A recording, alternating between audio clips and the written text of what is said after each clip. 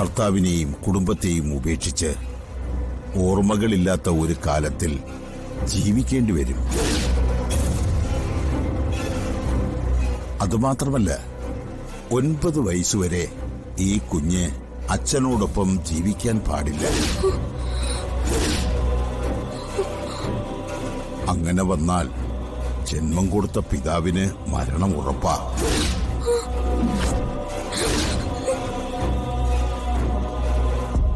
ഇതിനിപ്പോ എന്താ സ്വാമി ഒരു പരിഹാരം? എന്റെ സച്ചേട്ടനും ആ കുടുംബത്തിന് ഒരു ദോഷം വരാൻ പാടില്ല. എന്റെ കുഞ്ഞിന്റെ അച്ഛനെ എനിക്ക് ജീവനോടെ വേണം. അതിനുവേണ്ടി എന്ത് ചെയ്യാനും ഞാൻ ഒരുക്കുക. ഇതിന് പരിഹാരം ഒന്നേയുള്ളൂ. ആ കുഞ്ഞ് 9 വർഷം ആ വീട്ടിലുണ്ടാകാൻ പാടില്ല. സ്വന്തം പിതാവിന്റെ കൺവെട്ടത്ത് പോലും ആ കുഞ്ഞുണ്ടാകരുത്.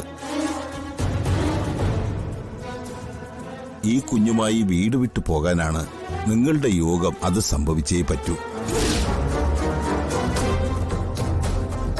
അല്ലെങ്കിൽ ആ കുടുംബം നശിച്ചില്ലാതാകും.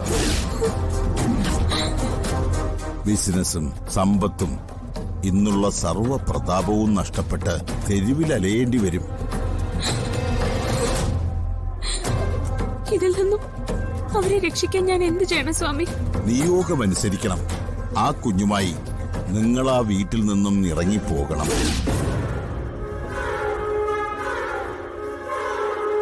ഉടൻ തന്നെ ഒരു താലികെട്ട് കൂടി നടക്കാൻ പോവുകയാണല്ലേ? അത് സ്വാമി, അതാണ് നിനക്ക് ആ കുഞ്ഞുമായി അവിടെ നിന്നും പോകാനുള്ള സമയം. അതിനുള്ള കാരണവും സ്വയം ഉണ്ടാകും. ഇതല്ലാതെ മറ്റൊരു പോംവഴിയില്ലേ സ്വാമി? ഇല്ല.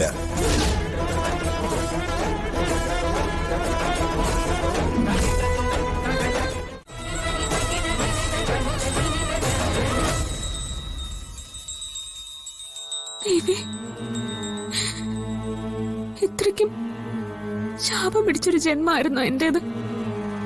എങ്കിൽ പിന്നെ എന്തിനാ എനിക്ക് ഇങ്ങനെ ഒരു ജീവിതം തന്നത്? ഒരു കുടുംബവും കുഞ്ഞിനെയും തന്നത്? സിദ്ധം പറഞ്ഞ കാര്യങ്ങൾ സച്ചേട്ടനോട് എങ്ങനെയാ ഞാൻ പറയാ? എന്റെ സച്ചേട്ടനില്ലാതെ എനിക്കൊരു ജീവിതം ഇല്ല.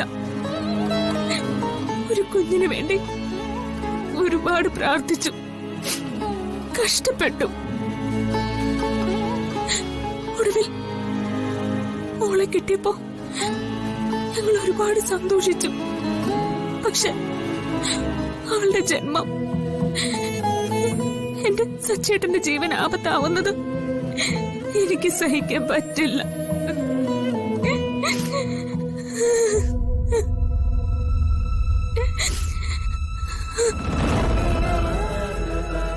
സച്ചേട്ടന്റെ ദേഹത്ത് ഒരു പോറല് പോലും ഏൽക്കാൻ ഞാൻ ജീവിച്ചിരിക്കുമ്പോ സമ്മതിക്കില്ല.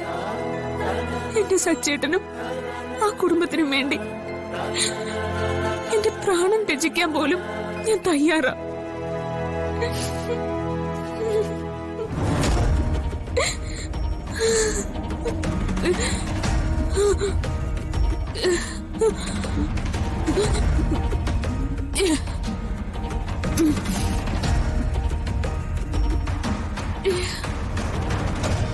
അയ്യോ, എന്തോ പറ്റി?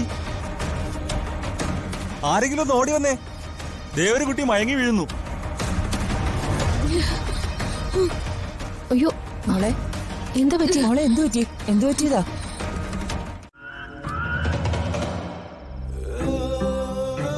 ലതേ, ഇവളുടെ കയ്യിൽ നിന്ന് ആ നമ്പർ വാങ്ങിട്ട് ആ വീട്ടുകാരെ ഒന്ന് വിളിക്ക്. ഇവള് വീട്ടു ജോലിക്ക് വന്നതാണോന്ന് നമുക്കൊന്നും അറിയണ്ടേ? ഇപ്പോഴത്തെ കാലത്ത് ഇങ്ങനെ കുഞ്ഞുങ്ങളെയും കൊണ്ട് നടക്കുന്നവരെ പോലും വിശ്വസിക്കാൻ പറ്റില്ല മാഡം. നീ പറഞ്ഞൊക്കെ സത്യം തന്നെയടി. ഞാൻ പറഞ്ഞതൊക്കെ സത്യം തന്നെയാ സാറേ. ഞാൻ തട്ടിപ്പുകാരിയൊന്നുമല്ല. എന്തായാലും ഇവിടെ മുറിക്കകത്ത് കൊണ്ട് ഇരുത്തിയേക്ക്. ലത കാര്യങ്ങളൊക്കെ വിശദമായിട്ടൊന്ന് ചോദിക്ക്. വാടി.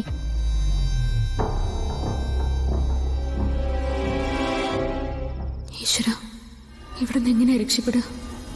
ആ സമയത്ത് വീട്ടുജോലിക്ക് വന്നതാണെന്ന് പറഞ്ഞു പോയി. ആ വനിത പോലീസുകാർ ചോദിക്കുമ്പോൾ ഞാൻ ആരുടെ നമ്പറാ കൊടുക്കുക? വേഗം ചെല്ലുമോളെ, അല്ലെങ്കിൽ ലത കോൺസ്റ്റബിളിന്റെ സ്വഭാവം മാറുവേ.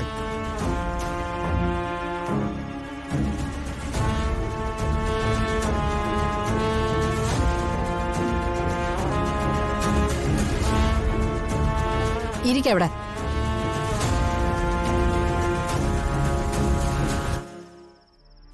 നീ എന്തെങ്കിലും കഴിച്ചായിരുന്നോ? ഞാൻ കഴിച്ചു. കുഞ്ഞിന് പാലോ മറ്റോ കൊടുക്കണമെങ്കിൽ ഇവിടെ ഇരുന്ന് കൊടുക്ക്. ഞാനിപ്പോ വരാം.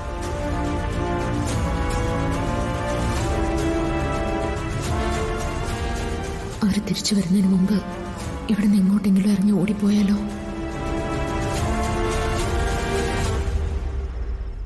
സാറേ, ഉറങ്ങാണോ? ആ